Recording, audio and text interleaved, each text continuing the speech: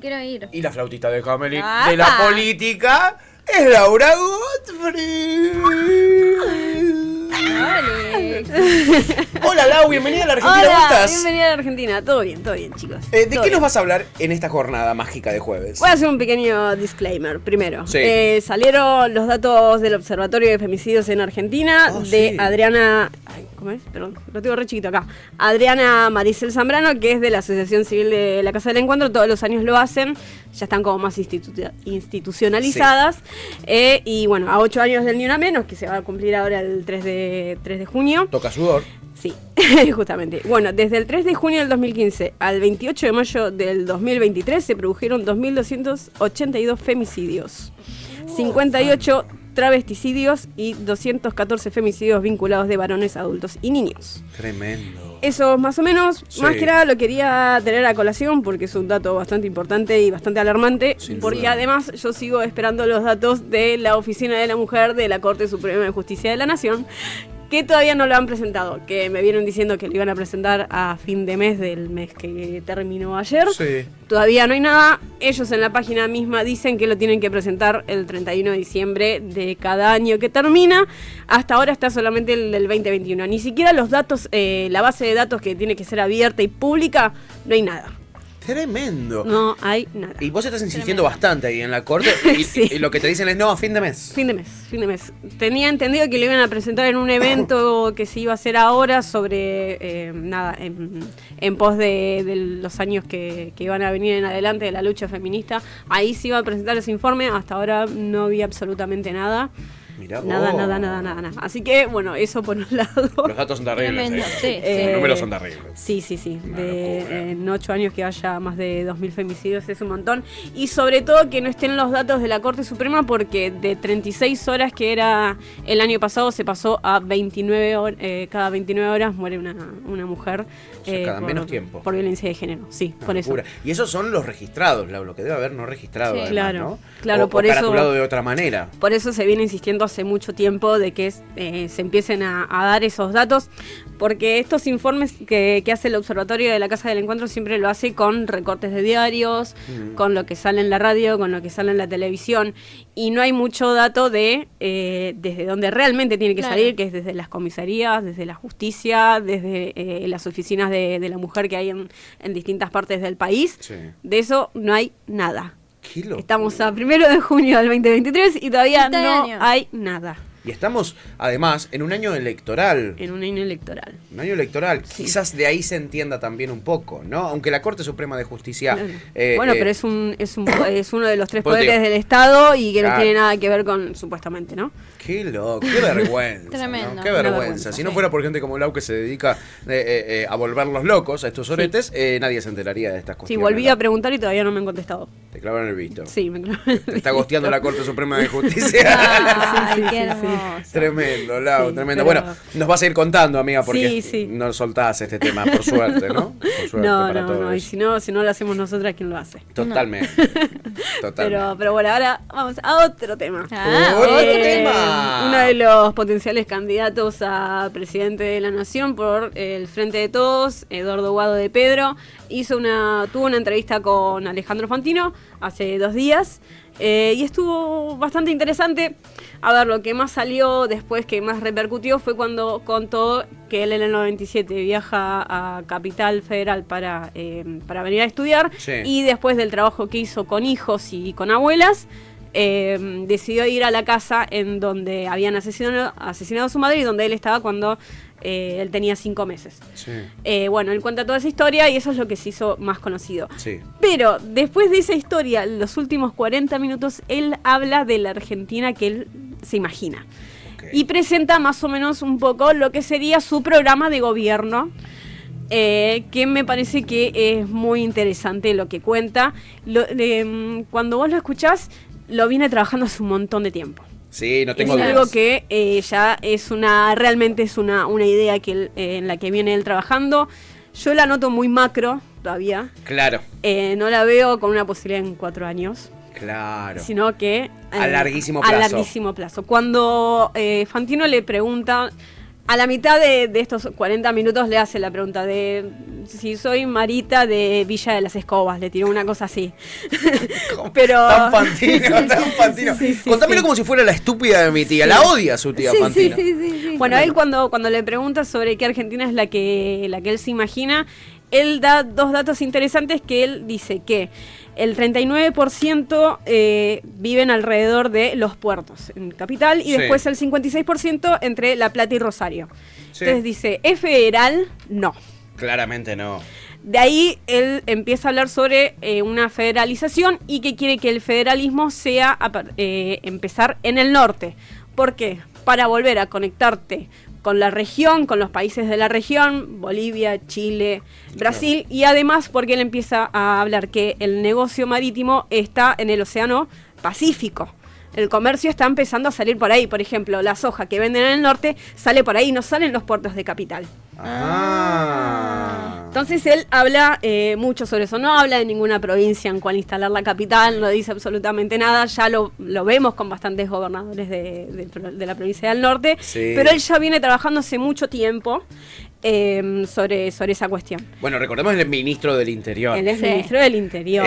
Con mandato ininterrumpido desde esta gestión. Entonces está por cumplir los 4 años de ser el interlocutor del gobierno nacional con las provincias. Totalmente. Claramente se ha convertido en una de sus especialidades. Tiene bien analizado el tema del federalismo y yo creo que debe notar las falencias del Estado Nacional en cuanto a lo federal, ¿no? Sí, aparte creo que también viene por el lado de las últimas elecciones en las que empezaron en las distintas provincias y ha visto cómo le ha ido el peronismo. Sí. Entonces yo creo que lo vio como un potencial de empezar a trabajar con ellos, más allá de tener la vista porteñocéntrica. Obvio. Que hay constantemente. Obvio.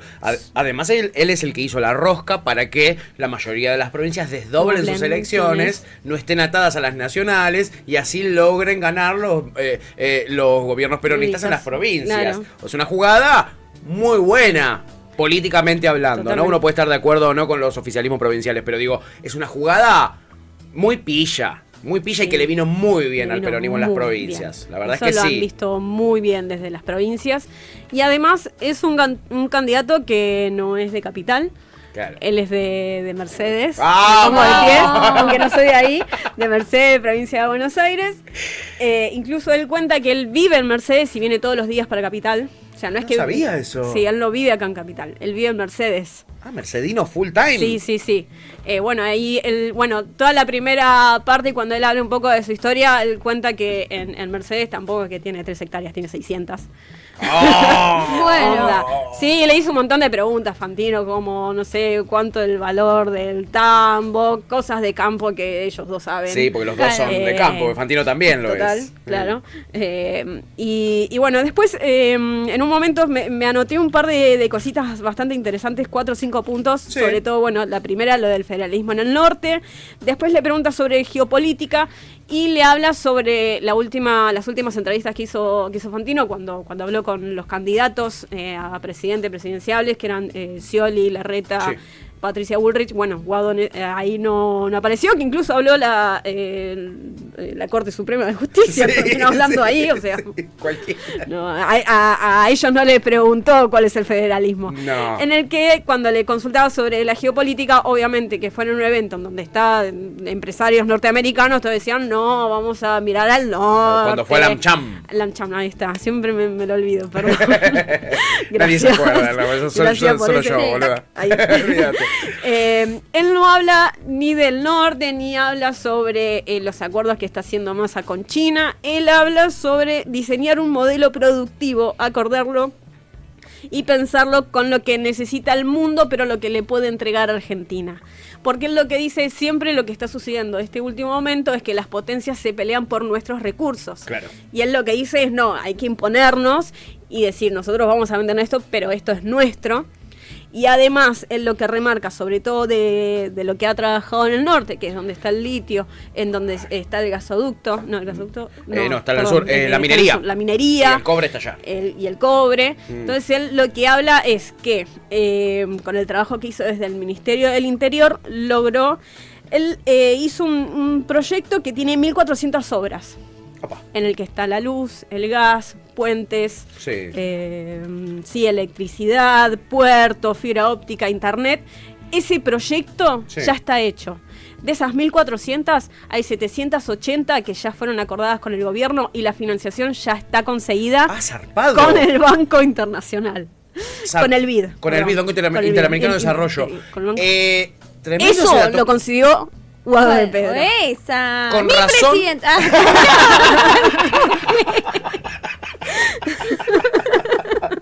Siempre lo banqué.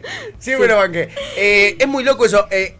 Entiendo que no haga propaganda con eso el Estado Nacional porque el presidente es Alberto Fernández. Claro. Sí. Entiendo, Sí. ahí lo entiendo. Sí. Pero se debería saber. Esto Sí, incluso la hasta le verdad que serviría sí. a Alberto Fernández. Totalmente. Que no tiene Es mucho un para mostrar. pantallazo increíble. La verdad que sí. No tenía este dato Increíble. yo, Laura. No, bueno, a mí me lo comentaron hace 2 días cuando salió la entrevista. Me decían, escuchate la última parte de la entrevista que tuvo Guado con Fantino, escuchala, fíjate qué es de lo que habla, qué es lo que consiguió. Claro, y es algo que vos no sabías. Yo cuando No, vi claro. lo de Fantino, cuando dijeron, ¿viste la entrevista de Fantino? Sí, vi lo de cuando él cuenta su historia personal, que es lo que va a pegar más en las redes, Claro, sinceramente. Claro. Incluso también le preguntan sobre el peso y sobre el dólar, y él lo que hace como una alegoría, como que dice, el peso va a volver a tener confianza cuando la gente vuelva a tener confianza en la Argentina. Y eso Esperá sentado. claro, Sí, bueno, sí. yo creo que eso lo dice en base a que Es una novedad también, ¿no? Sí. La confianza Es que va a estar claro. cuando la gente confíe. Claro. ¡No! Sí, sí. Shocked. Sí, sí, sí. Pretend to be shocked. Claro, bueno, y justamente él habla sobre esta cuestión y lo que dice que generando todos estos trabajos y federalizar y sacar la centralidad en Capital Federal, lo que lo que más pensó él es que cuando se hagan esos trabajos en las distintas provincias, quiero que hizo un acuerdo con 10 provincias Sí. en total, que el trabajo quede en ese lugar.